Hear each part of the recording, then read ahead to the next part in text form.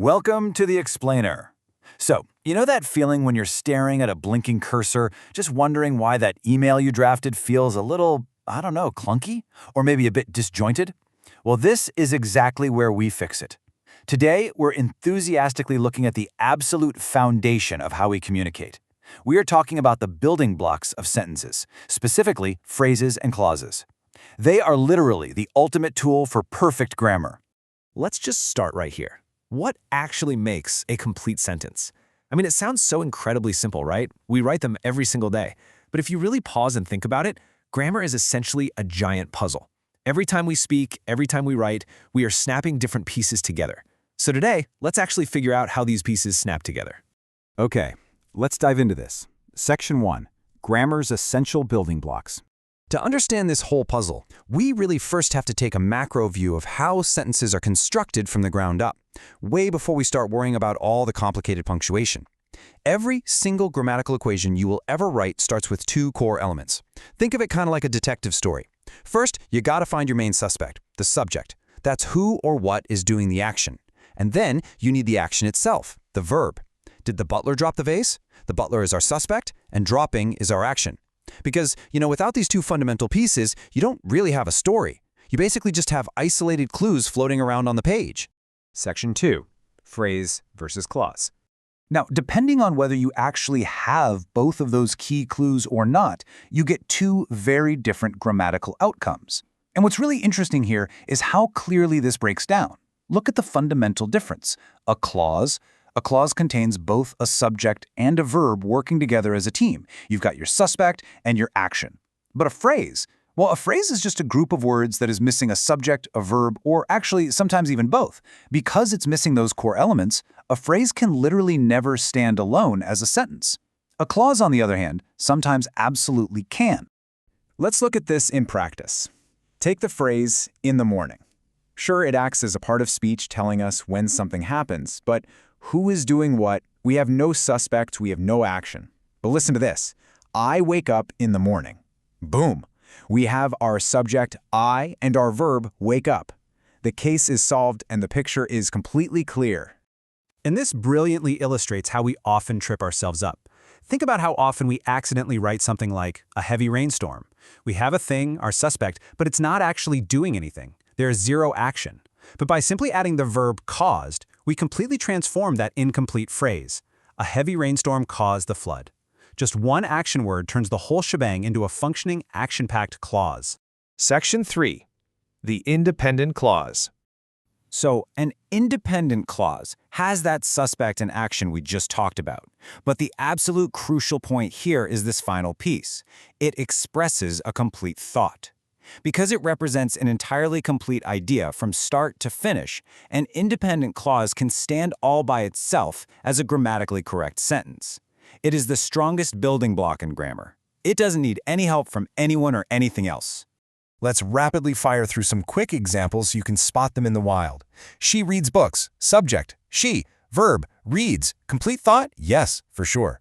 The sun is shining brightly today. Subject, sun. Verb, is shining. Makes perfect sense all on its own. I enjoy a good cup of coffee. Subject, I. Verb, enjoy. Each of these stands perfectly strong. They are entirely independent. But what if you want to express much more complex thoughts? Well, you can actually link these heavyweight champions together. And the formula is super simple. You just connect two independent clauses using a semicolon or a comma plus one of the fanboys' coordinating conjunctions. If you haven't heard that acronym before, it's a lifesaver. It stands for, and, nor, but, or, yet, and so. Let's see that exact formula in action. I enjoy coffee, but she prefers tea. See, I enjoy coffee is perfectly independent. She prefers tea is also perfectly independent. By using the comma and the word but, we've seamlessly joined two distinct, complete thoughts to create a beautifully balanced sentence without breaking any grammar rules. Let's move to and see how this builds in Section 4, the dependent clause. Now, you might assume that since all clauses have a subject and a verb, they can all just be complete sentences like the ones we just looked at. Actually, scratch that. That isn't the case at all. Enter the dependent clause, which plays a bit of a sneaky trick on you. It does have a subject and it does have a verb. So at first glance, it really looks like a complete sentence, but it does not express a complete thought. Even with those core elements present, these clauses are grammatical fragments because they absolutely refuse to finish their idea. They literally just leave you hanging, kind of like someone walking away in the middle of a high five. So, how do they pull this trick off? Well, dependent clauses almost always start with what we call a marker word.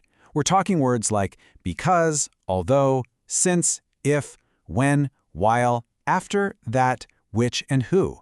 Adding just one of these tiny little marker words to the front of an independent clause magically turns an otherwise complete thought into an incomplete dependent fragment. Because she reads books. Feel that? Do you feel that tension? She reads books was perfectly fine on its own, but putting because in front of it completely broke it. Suddenly, we're desperately waiting for the rest of the story. Let's try another one. When the sun is shining. I have to ask you, what happens when the sun shines? Do we go to the beach? Do the plants finally grow? This clause is literally demanding more information from us to make any logical sense. On its own, it is a completely dependent fragment.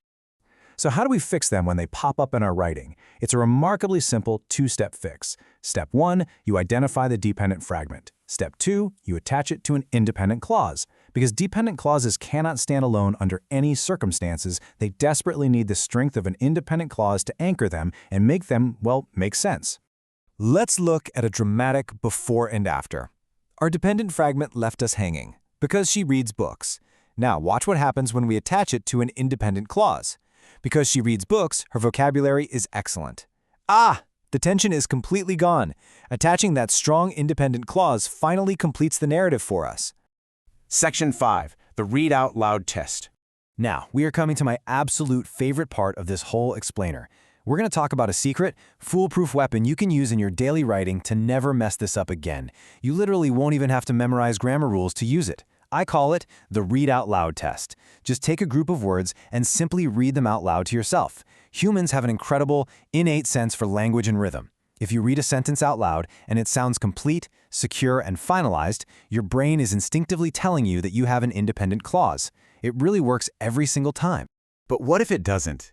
When you read your writing out loud, does it suddenly leave you hanging, waiting for the other shoe to drop, and asking yourself, and then what? Because if you ever find yourself asking, and then what, you've caught a phrase or a dependent fragment trying to sneak by as a full sentence. And the best part? Now that you know these building blocks, you have the exact tools to attach an independent clause and fix it. So next time you write that important email or pitch, read it out loud. Are your sentences acting as strong, independent heavyweights? Or are you accidentally leaving your reader hanging, waiting for a story that never finishes?